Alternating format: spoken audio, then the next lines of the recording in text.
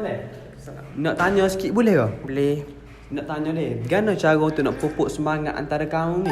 Okay, antara cara untuk memupuk semangat antara kaum ialah menyambut hari perayaan bersama-sama melalui rumah terbuka. Saya mengatakan sedemikian kerana berdasarkan pengalaman saya ketika kecil. Saya kurang mesra dengan jiran tetangga saya yang berlainan bangsa. Namun setelah saya dijemput untuk menghadiri majlis rumah terbuka yang diadakannya, saya terkejut dengan cara mereka meraihkan keluarga saya dengan begitu mesra. Dan dari situlah saya mula sedar betapa ruginya sekiranya kita tidak bermesra dengan kaum yang berlainan bangsa. Okey, terima kasih dah. Okay, sama-sama. Okey, jadi di sini jelaslah bahawa dengan mengadakan rumah terbuka, kita dapat mengeratkan hubungan silaturahim antara kaum dan jangan sesekali lepaskan peluang untuk bermesra dengan kaum-kaum yang lain. Terima kasih. Assalamualaikum. Kita nak interview apa ni pasal perpaduan kaum di Malaysia. Boleh tak? Boleh? Free kan? Free. Okay. Kita nak tanya abang ni pasal peristiwa yang menyebabkan perpaduan kaum ni bersatu di Malaysia. Okey, apa yang saya tahu, salah satu peristiwa yang penting tu berlaku disebabkan perpaduan kaum di Malaysia ni adalah penubuhan perpaduan pada tahun 1963. Yang tu yang saya tahu. Kenapa tujuan tu, penubuhan tu? Tujuan tu tak salah saya adalah untuk mencipta negara yang lebih kukuh dan bersatu antara satu sama lain. Okey. Perkenalkan diri boleh? Boleh. Nama saya Utaya. Interview sikit boleh? Boleh. Apakah kesan jika perpaduan kaum di Malaysia dilupakan?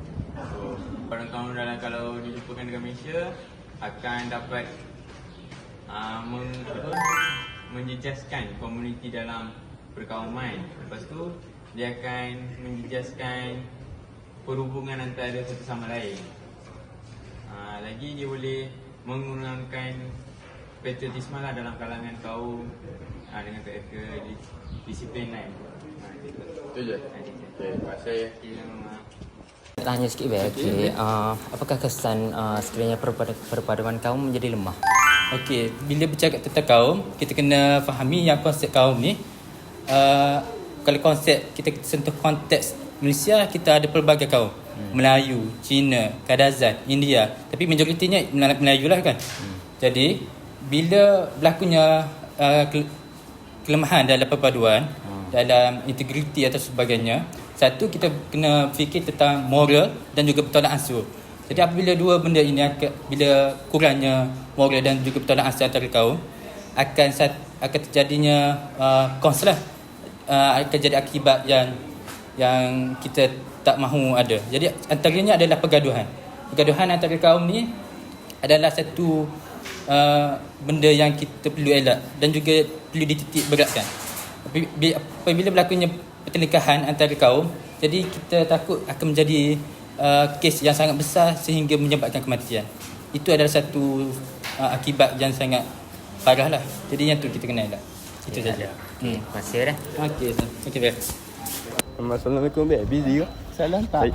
Saya nak tanya, apakah kepentingan perpaduan kaum budaya di Malaysia? Okey, macam kita tahu dekat Malaysia ni kita hidup pelbagai budaya kan. So bila kita saling menghormati, benda ni dapat dilihat bahawa Malaysia ni lebih bersatu padu. Sebab bila setiap kaum bersatu padu, so diorang dapat belajar tentang budaya-budaya yang ada.